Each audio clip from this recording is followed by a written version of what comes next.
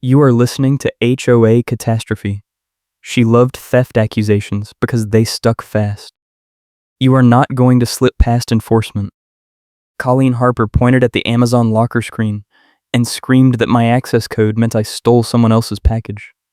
Her voice echoed across the mailbox cluster kiosk, and every neighbor within 50 feet turned to stare.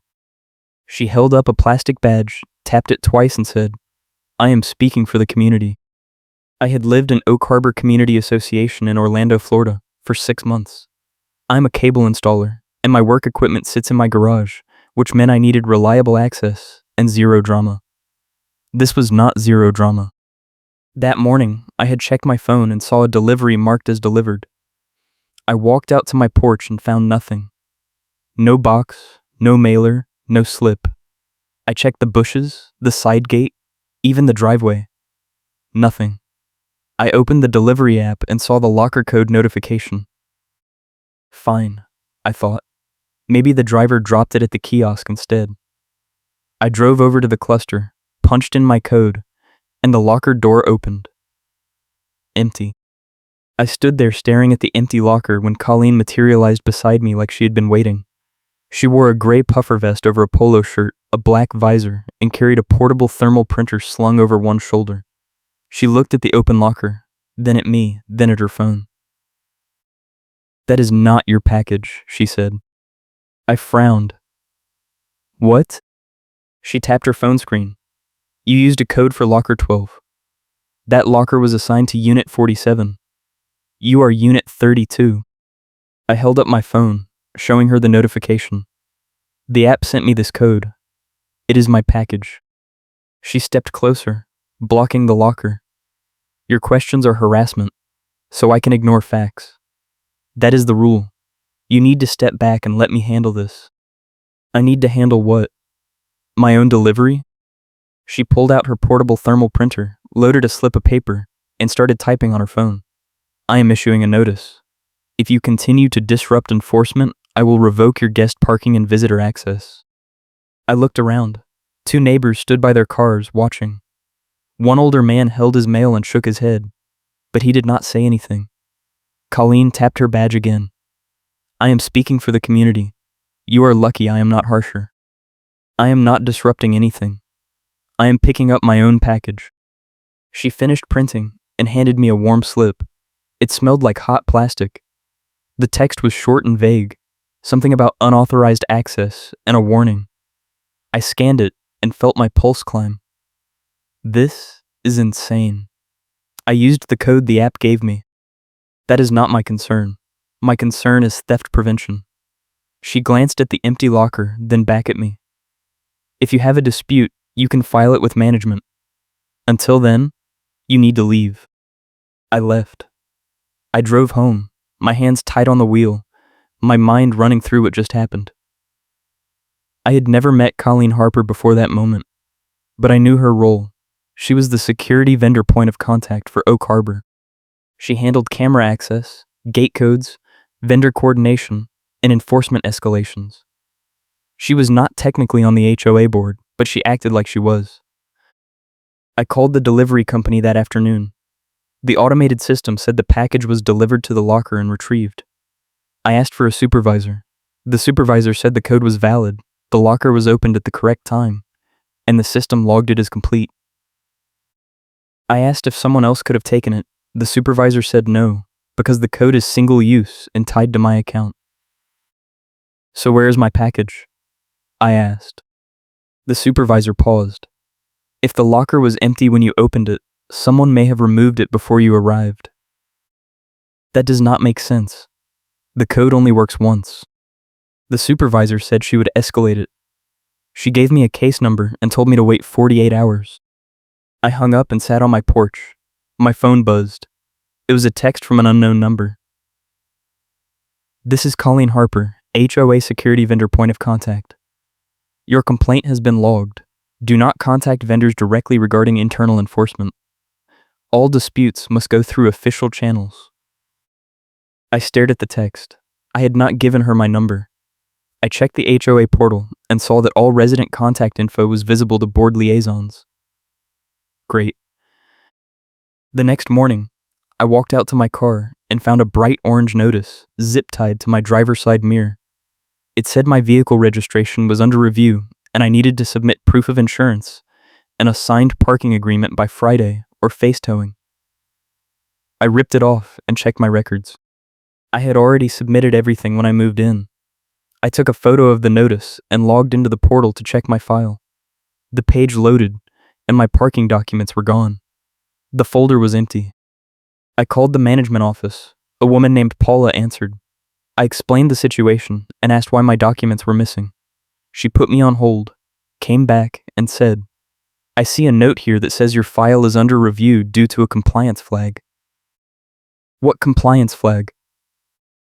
It does not say. It just says the vendor liaison requested a review. The vendor liaison. Colleen. I need those documents back in the system, I said. I submitted them months ago.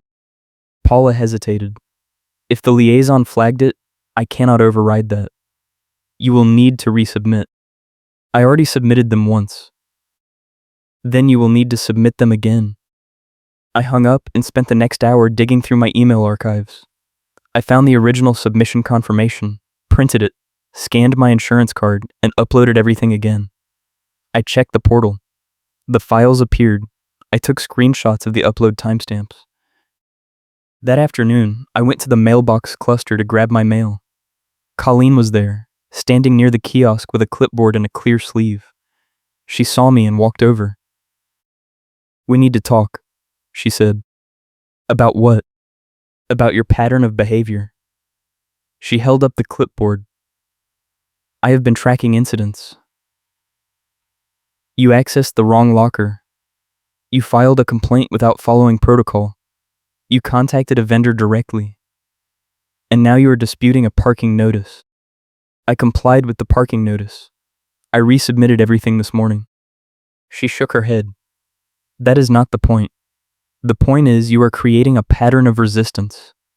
That tells me you have something to hide. I do not have anything to hide. I used the code the app gave me. The locker was empty. Someone else took my package. She smiled. Then prove it. I just told you. The app confirmed the code. She tapped the clipboard. The app does not prove the package was yours. It proves someone used a code. For all I know, you used that code to steal someone else's package, and now you are covering your tracks. That is insane, I said. She leaned in. Your questions are harassment, so I can ignore facts. If you keep pushing, I will escalate this to a formal hearing. And trust me, the board does not look kindly on theft accusations. I am not stealing anything. Then you will not mind if I pull the camera footage. I blinked. What camera footage? She pointed at a small black dome camera mounted above the kiosk. That one. It records everyone who accesses the lockers. If you are telling the truth, the footage will prove it. Fine. Pull it. She smiled again. I will. But I need time to coordinate with the vendor. That could take a few days. Maybe a week. I stared at her. She was stalling. I walked back to my car and sat there, my hands shaking. I opened my phone and started searching for HOA attorneys in Orlando. I found 3 names, bookmarked them, and closed the browser. I did not have money for a lawyer yet, but I needed to know my options. That night, I could not sleep. I kept replaying the locker moment, the clipboard, the smile. Colleen was not just enforcing rules. She was hunting. The next morning, I drove to the kiosk early, before Colleen could show up. I walked around the structure, checking angles. The dome camera was positioned to cover the locker doors and the parking spaces. If someone had taken my package before I arrived, the camera would have seen it. I pulled out my tiny flashlight and used it to point at the camera lens, checking the angle. The lens was clean and unobstructed. I heard footsteps behind me. I turned and saw a younger guy in a hoodie, maybe mid-20s, holding his phone. He saw me and stopped. You the guy Colleen was yelling at yesterday? He asked. Yeah. He nodded. That was wild. I recorded the whole thing. I stared at him. You recorded it? Yeah, I was grabbing my mail and heard her screaming. I thought someone was getting robbed or something, so I hit record. She went off for like 2 minutes straight. Can you send me that video? He shrugged. Sure. What is your number?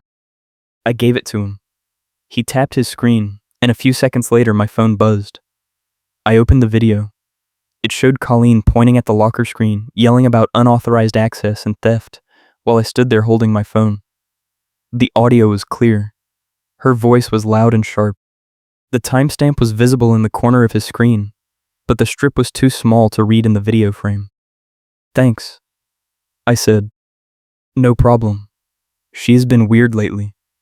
A few weeks ago, she accused my roommate of stealing a package too. He had to prove he ordered it by showing her his credit card statement. It was insane.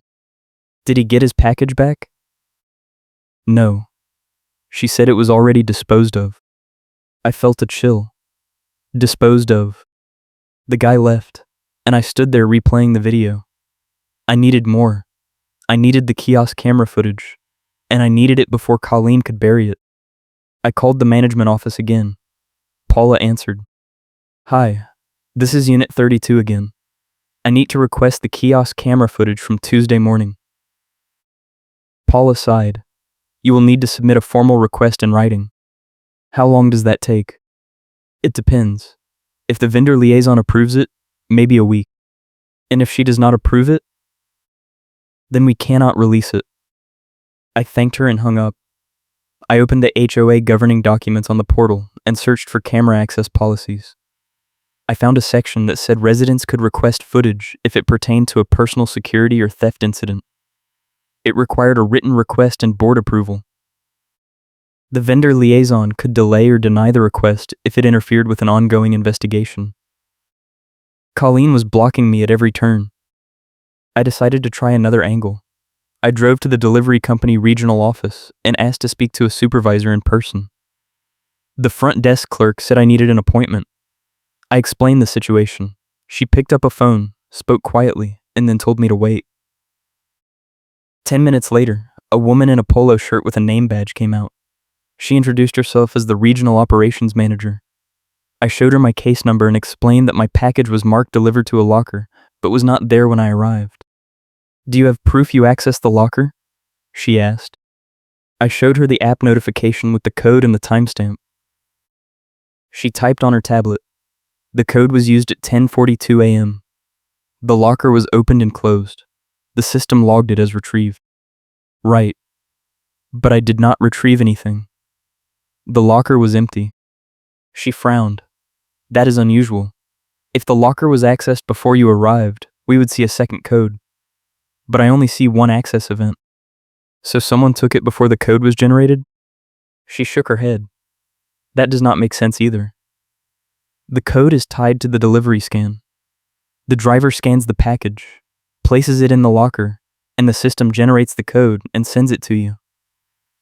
If someone opened the locker before that, the system would flag it as a breach. Then where is my package? She looked at me for a long moment. Let me pull the driver log. She tapped her tablet again, scrolled, and then stopped. The driver noted that the locker was already open when he arrived. What? He scanned the package, tried to place it in locker 12, but the door was ajar. He closed it, selected a different locker, placed the package, and generated a new code. That code went to the customer for locker 19. So my package was never in locker 12? Correct. It was in locker 19. I felt my stomach drop. Then why did the app send me the code for locker 12? She scrolled again. It looks like there was a system glitch. The original code for locker 12 was generated before the driver rescanned. When the system corrected itself, it sent the code for locker 19 to the customer at Unit 47. You received the orphan code. I stared at her. So the person at Unit 47 got my package? She nodded slowly. It looks that way. Can you tell me who lives at Unit 47? She shook her head. I cannot release resident information. You will need to contact your HOA. I left the office and sat in my car, piecing it together. The driver scan was wrong. The code I received was for an empty locker. The real package went to locker 19. and someone at Unit 47 received that code. If they picked it up, they had my package. If they did not pick it up, someone else did. I drove back to Oak Harbor and checked the directory at the management office lobby. Unit 47 was listed under a name I did not recognize. I knocked on their door. No answer. I tried again an hour later. Still no answer. That evening, my phone buzzed. It was a text from Colleen. A formal complaint has been filed against you for theft and harassment. A hearing is scheduled for next Tuesday at 6 p.m. Attendance is mandatory. Failure to appear will result in immediate suspension of amenity access and parking privileges. I called Paula at the management office. She confirmed the hearing was real. I asked who filed the complaint. She said the vendor liaison. I hung up and opened my laptop. I started building a timeline document. I listed every interaction with Colleen, every notice, every missing file, every blocked request. I added the delivery company case number, the video from the neighbor, the app screenshots, and the driver log explanation. I printed it all and put it in a manila folder. The next day, I went back to the kiosk. I needed to see if anyone at Unit 47 had picked up the package. I waited near the cluster for an hour. No one came. I checked the locker directory again and saw that locker 19 was still marked as occupied. That meant the package was still inside. I called the delivery company again and asked if they could retrieve the package from locker 19 and redeliver it. The supervisor said no, because the system marked it as delivered and retrieved. I asked if they could open the locker and check. She said they did not have the authority to do that without HOA approval. I was stuck. Friday morning, I found another notice on my car. This one said my parking agreement was rejected due to incomplete documentation, and my vehicle would be towed within 72 hours if I did not submit a corrected version. I pulled out my phone and checked the portal. The documents I uploaded 2 days ago were gone again. I drove straight to the management office and walked in without an appointment. Paula looked up from her desk. My parking documents keep disappearing, I said. I uploaded them twice. Someone is deleting them. She pulled up my account. I see the uploads. They are here. I leaned over and looked at her screen. The files were there, but they had no timestamp. I pulled out my phone and showed her my screenshots from Wednesday with the upload confirmation. These were submitted 2 days ago, I said. Why does your system show no date? She frowned. Let me check the audit log. She clicked a few times, and her face went pale. Someone accessed your account yesterday afternoon and deleted the files. Then someone uploaded blank files with the same names. Who? She scrolled down. It says the access came from the vendor liaison portal. Colleen. I took a photo of her screen before she could close it. Paula looked uncomfortable. I cannot release this to you without board approval. You just showed it to me. That was an accident. You need to submit a formal request. I printed the photo from my phone right there in the lobby using the public printer. Paula watched, but did not stop me. I need to speak to the board president, I said. She picked up the phone and dialed. A minute later, she hung up. He is not available. You can leave a message. I left a message. I also emailed him directly with the timeline document and the audit log photo. I did not expect a response before the hearing, but I needed it on record. Saturday, I got a call from a dispatcher I had worked with at the cable company. Her name was Angela. She handled vendor scheduling and invoicing for service calls in the Oak Harbor area. Hey, I heard Colleen Harper has been giving you trouble, she said. Word travels fast. She called me yesterday and tried to get me to blacklist you from service calls in the neighborhood. She said you were under investigation for theft, and I should not authorize any work orders to your address. I felt my chest tighten. What did you say?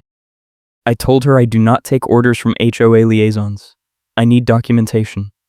She said she would send it. She never did. Thank you. Angela paused. She has done this before. Last year, she tried to pressure a tow yard clerk to refuse to show authorization for a tow she ordered. The guy ignored her, and she filed a complaint with his company. He almost lost his job. I did not know what to say. If you need a statement for your hearing, let me know, Angela said. I will put it in writing. I would appreciate that. She sent me a signed letter that afternoon. It detailed Colleen's call, the request to blacklist me, and her refusal to comply. I added it to my folder. Sunday, I went back to the kiosk one more time. I brought my tiny flashlight and checked the camera again. I also checked locker 19. It was still occupied. I knocked on the door of Unit 47 again. This time, a woman answered. She was in her 50s, holding a coffee mug. Hi, I am from Unit 32. I think a package of mine was delivered to your locker by mistake. She frowned. I have not picked up anything this week. The locker is still full. Can you check your app and see if you have a code? She pulled out her phone and opened the app. Yeah, I have a code. I have been meaning to grab it, but I have been busy. Can you open it now? I think it is mine. She looked skeptical, but agreed. We walked to the kiosk together. She punched in her code. Locker 19 opened. Inside was a small box with my name and address on the label. She handed it to me. Sorry about that. I had no idea. It is not your fault. Thank you. I carried the box back to my car and opened it in the driveway. The contents were intact. I took photos of the label, the box, and the open locker interface on her phone before she left. I added everything to my folder. Monday, I received an email from the board president. He said he reviewed my complaint and would address it at the hearing. He also said Colleen had submitted a counter report alleging that I was harassing her and disrupting enforcement. He attached a PDF. I opened it and saw a printed timeline with screenshots. The screenshots showed text exchanges between Colleen and me, but half of them were edited. Lines I never wrote appeared in the thread. Entire responses were missing. I compared the fake screenshots to my actual text history. They did not match. Colleen had doctored them. I added the comparison to my folder. Tuesday evening, I arrived at the clubhouse for the hearing. The room was set up like a small courtroom, with a table for the board and chairs for residents. Colleen sat at a separate table, with a stack of binders and her portable thermal printer. She wore her plastic badge and her black visor. She did not look at me. The board president called the meeting to order. He read the complaint aloud. Colleen stood and presented her case. She used her clipboard in the clear sleeve and read from her notes dramatically like she was in court. She accused me of accessing the wrong locker, refusing to cooperate with enforcement, harassing her via text, contacting vendors without authorization, and filing false disputes to cover my tracks. She held up her phone and played a recording. It was our conversation at the kiosk, but the audio was clipped. It started mid-sentence and made it sound like I was threatening her. She did not play the part where she accused me of theft. The board president asked if I wanted to respond. I stood and opened my folder. I started with the delivery company case number and the driver log explanation. I walked the board through the timeline. I showed them the audit log screenshot proving Colleen deleted my parking files. I showed them the video from the neighbor who recorded the kiosk confrontation. I showed them Angela's letter about the vendor pressure attempt. I showed them the fake text screenshots and the comparison to my real text history. I showed them the package I recovered from locker 19 with the label and the woman's confirmation. I spoke calmly. I did not raise my voice. I let the evidence do the work. When I finished, the room was silent. The board president looked at Colleen. She was staring at her clipboard. Her face was red. Do you have a response? He asked. She looked up. His questions are harassment, so I can ignore facts. I was doing my job. I was protecting the community. The board president leaned back. The audit log shows you accessed his account and deleted his files. Can you explain that? She hesitated. I was conducting a compliance review. Sometimes files need to be re-verified. By deleting them? She did not answer. The board president looked at the other board members. They nodded. He turned back to Colleen. We are going to table this complaint and conduct an internal review of your vendor access. In the meantime, you are suspended from enforcement duties pending the outcome. Colleen stood. You cannot do that. I have a contract. Your contract is with the HOA, and we are invoking the suspension clause. You will receive a formal letter tomorrow. She grabbed her binders and stormed out. The thermal printer fell off her shoulder and clattered on the floor. She did not pick it up. The board president thanked me and dismissed the meeting. As I walked out, the guy who recorded the video gave me a thumbs up. An older woman stopped me in the parking lot and said she was glad someone finally stood up to Colleen. I drove home and sat on my porch. My phone buzzed. It was an email from the board president. He said the internal review found multiple violations. Colleen had accessed resident accounts without authorization, deleted files, and submitted false reports. A vendor invoice trail that showed who ordered and received the missing supplies revealed that Colleen had been reimbursing herself for supplies that never arrived. The management office found discrepancies in the clubhouse, inventory, and petty cash ledger. A storage closet inspection turned up boxes of Amazon packages, HOA office supplies, and personal items taken from cars in the guest lot. The review also found that a manager had quietly admitted Colleen had done this before. 2 years ago, a resident complained about missing mail, and the board quietly settled. Colleen was given a warning. She never stopped. The board filed a police report. An officer arrived at the clubhouse Wednesday morning and took statements. Colleen was called in for an interview. She tried to argue that the evidence was circumstantial and that I was harassing her. The officer asked her to explain the storage closet. She refused to answer. The officer offered a short window to file an incident number while he was still on shift.